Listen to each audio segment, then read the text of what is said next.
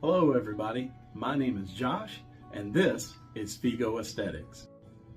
So this being our first video on this brand new channel, I wanted to go over a few things like who we are, how we started, what are our goals for the channel, and what are our goals for the business. So back in 2022, me and my wife started the company Figo Aesthetics.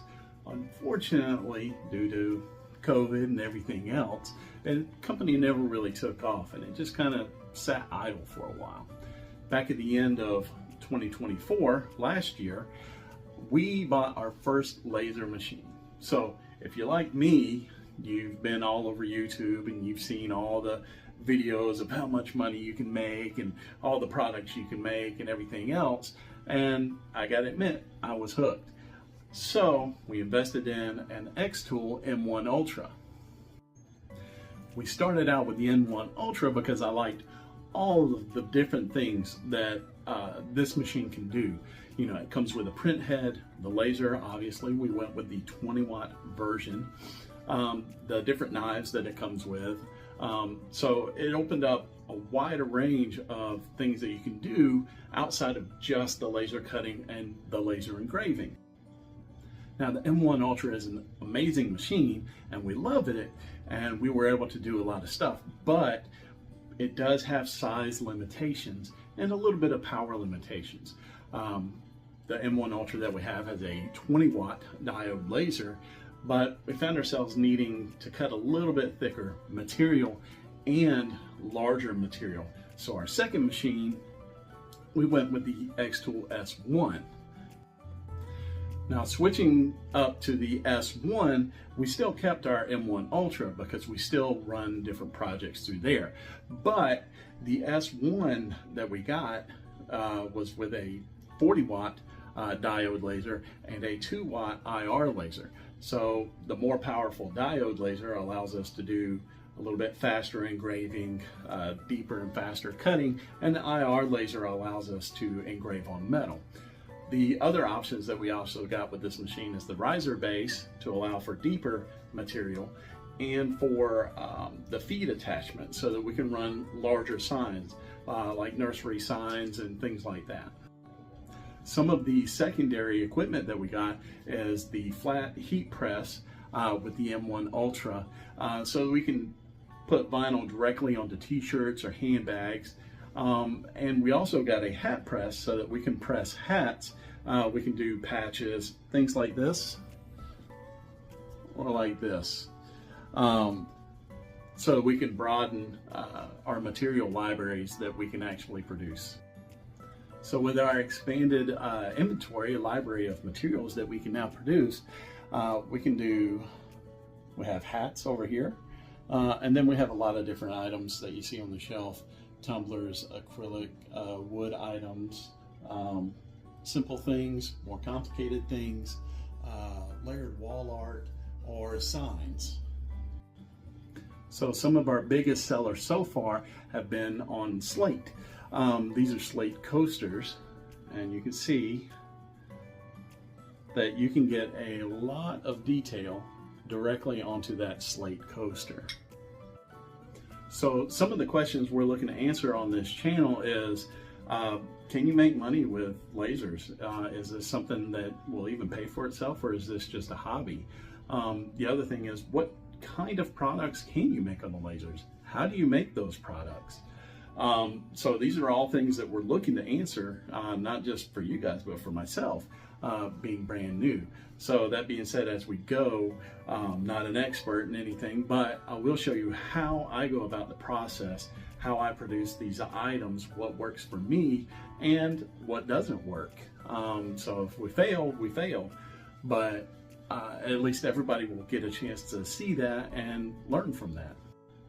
So real quick, we're gonna just kind of look at some of the products that we have been able to make, have been able to produce, and have come out pretty well. And you guys let me know if you want to see a video dedicated to any of these products. We'll start out with one with diode lasers. It's a little bit tricky, but you can produce acrylic items, right?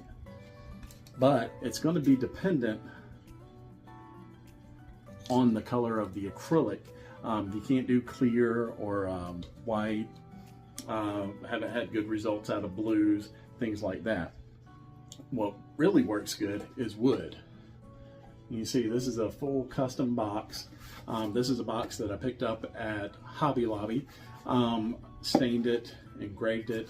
This is a customer's name here.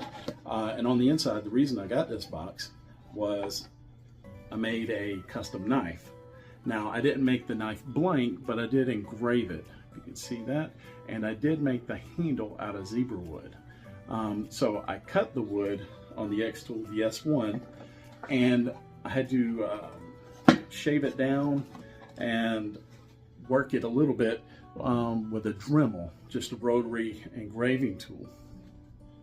Some of the other things that I started producing now that it's starting to get into fall, closer to spooky season, are some of these pumpkins just to make stringers like the ones behind me, right? And these are simple, these are basic, these are just how you go about it is you just paint in this case, the basswood black, let it dry completely, let it cure, and then paint over it in orange, and then figure out your settings to engrave just the orange off and leave the black. And of course, tumblers. We can do cups and tumblers, whether it's coated like this one, or it's stainless steel like this one. So here are our two machines. This is the S1. You see I have it on a table here with an open working space in the front and a working space in the back. I have the air assist and the fire prevention system up on top of it to leave it open in the back. One, to give me a working area, and two, when I put the feed attachment, so I have room for it to be able to feed through. Set up the way it is, I can currently run something about 36 inches cut through the machine. The other machine over here, this is our M1 Ultra. So you see it's on a shelf with a lot of junk underneath it.